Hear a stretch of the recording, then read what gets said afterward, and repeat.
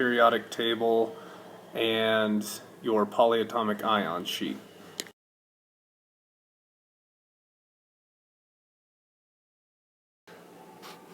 So let's start. First, we need to be able to distinguish between binary compounds. First and foremost, let's look at type 1. Type 1 compounds have a cation and an anion. What's the difference? Our cation is the positively charged metal. Our anion is the negatively charged nonmetal. Alright, the distinction between type 1 and type 2 binary compounds lies in the cations.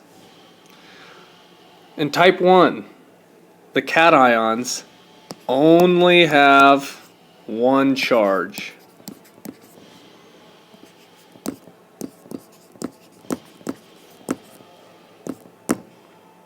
So let's take a look. So go ahead and take this time to pull out the periodic table you were given in class if you do not have one. Go ahead and download a periodic table and take a look at it.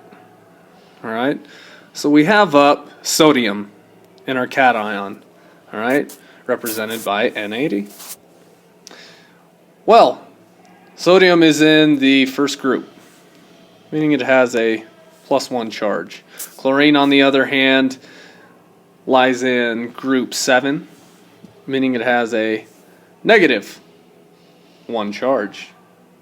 Alright, so using our crisscross method, which we previously learned, that one's going down here, that one is going down right here. We put this together, we get sodium chloride.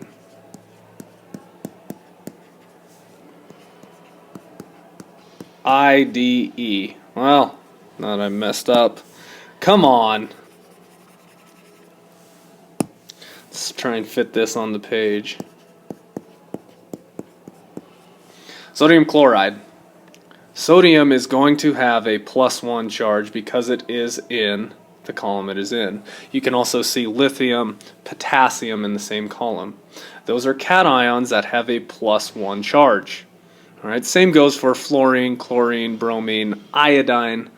Those are anions with a -1 charge. But remember, type 1 binary compounds refer to cations. That is how we distinguish between a type 1 and type 2 binary compound. So take a look at another example. If we look on our periodic table, magnesium is represented by Mg. It has a +2 or a 2+ charge. Alright, let's go over and let's use a different anion. We'll go ahead and look at sulfur. Sulfur S has a charge of -2. When we put those together, go ahead and use our crisscross method, and we get Mg2S2. Well, what do we know about that? We know that we can reduce. Why? Because 2 and 2 have a common factor. It's 2. Alright, so let's go. We're going to modify this to MgS, or magnesium sulfide.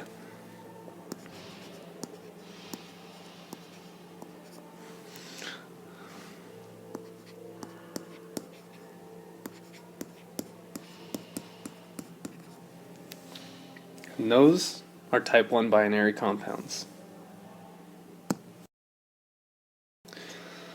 So let's take a look at type 2 binary compounds. Type 2 binary compounds are also between a cation and an anion. But here's the difference. These cations have variable charges. So if you take a look at your handy dandy periodic table, we are talking about different types of elements. These elements can include lead, which have a +2 or can have a +4 charge. All right. We can also go with copper, nickel. We can go with gold. Any charge, okay, or excuse me, any element that can have multiple charges is part of a type 2 binary compound. So, let's try a few problems. So now we take a look. Type 2 binary compounds. Well, up above right here, we have lead in its +2 form, right? Where the cation and the anion, oxygen, are put together to form lead oxide. But we reduce down to PbO. All right, where down below, here, you take a look, we're using our crisscross method again, down, across. Remember, you don't need to carry the charges, just the numbers. Okay. We have our lead 2, oxygen 4. Will those reduce? Remember, 2 and 4 have 2 in common. So let's reduce this to PbO2. Now, both of these compounds, whether it's this or this, are both considered lead oxide. All right? But, as we previously saw, lead oxide, are we using the +2 or the +4? Well, here's how we can, let's get a little room here. Get a little room, thank you. Here is how we are going to distinguish which compound we are using. All right. If we are using lead 2, all right, so we're using this. We are going to write this name as lead, Roman numeral 2, oxide. Why? Well, lead 2, this Roman numeral, is the charge of our cation. All right. As we look at this bad boy right here, using lead 4, well, obviously, lead, Roman numeral 4, oxide. All right, so Roman numerals are just giving us the charge of the cation. Remember, type 2 binary compounds have varying charges for their cation. Therefore, we need to go ahead and distinguish which cation we are using in this compound. Last but not least, type 3 binary compounds. What are they? Well, this time we do not have a cation. Or, to say that differently, we do not have a metal. All right, these are covalent, or that's molecular, that C is a little off, but covalent or molecular bonds. Okay, in covalent or molecular bonds, these are between a nonmetal and, who knew it, another nonmetal. Oh, as I mess up my writing, please excuse that. But a nonmetal and a nonmetal. All right, so we take a look on the periodic table. Remember, somewhere you should see your handy dandy staircase where we have our metals to the left and we have our nonmetals to the right. It is imperative that I fix my T, but also that you know the difference between metals and nonmetals. If you cannot identify metals versus nonmetals, it is going to be extremely tough to differentiate between type 1 and 2 compounds and type 1, 2, and 3 compounds. Alright, so practice. Draw in that staircase. Download a periodic table with the staircase in it. Remember, this is stuff we went over last unit, so if you have any questions, please feel free to ask. So let's take a look. Type 3 binary compounds. You may have noticed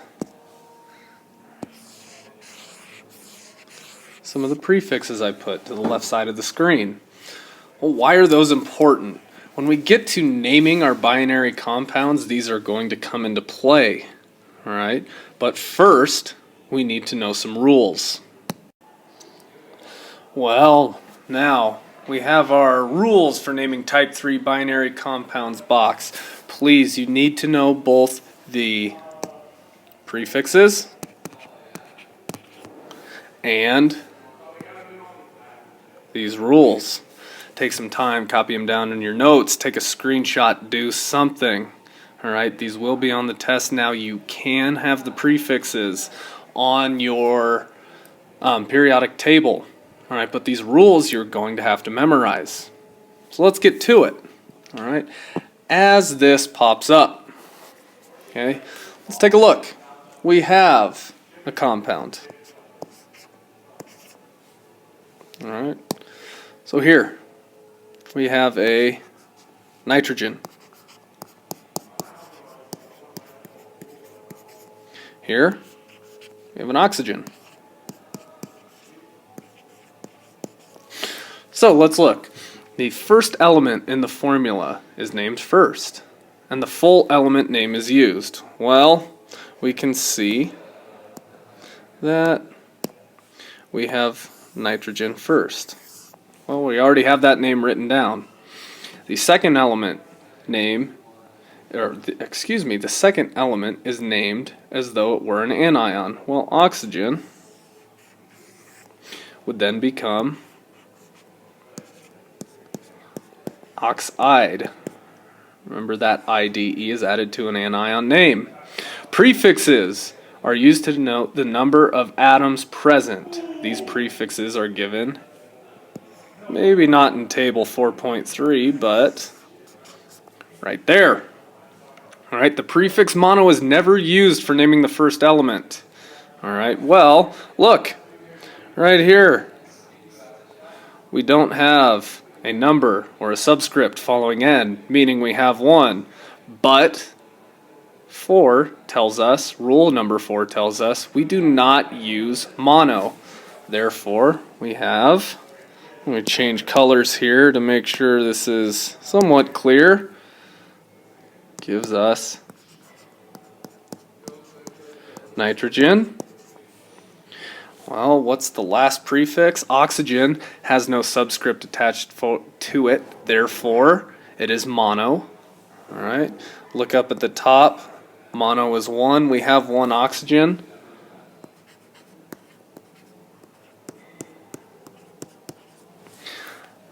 The oxide is brought down. We put our prefix, mono, since we have 1, to the front of it. So we have nitrogen monoxide. So now we have a couple of type 3 binary compounds listed. Oh, as I'm changing colors, listed on this side, right underneath our prefixes and our naming rules. Alright, so what I want you to do is go ahead and pause the video and try naming these on your own. Alright, on a separate sheet of paper, on your iPad, whichever you would like. I will give you the correct answer, but work to name these correctly. Okay. Alright, I am thinking that you have already named these on your own time. Here we go. Alright, so remember, right here, we've got phosphorus and chlorine, but we have 5 chlorines attached to this phosphorus. So using our rules,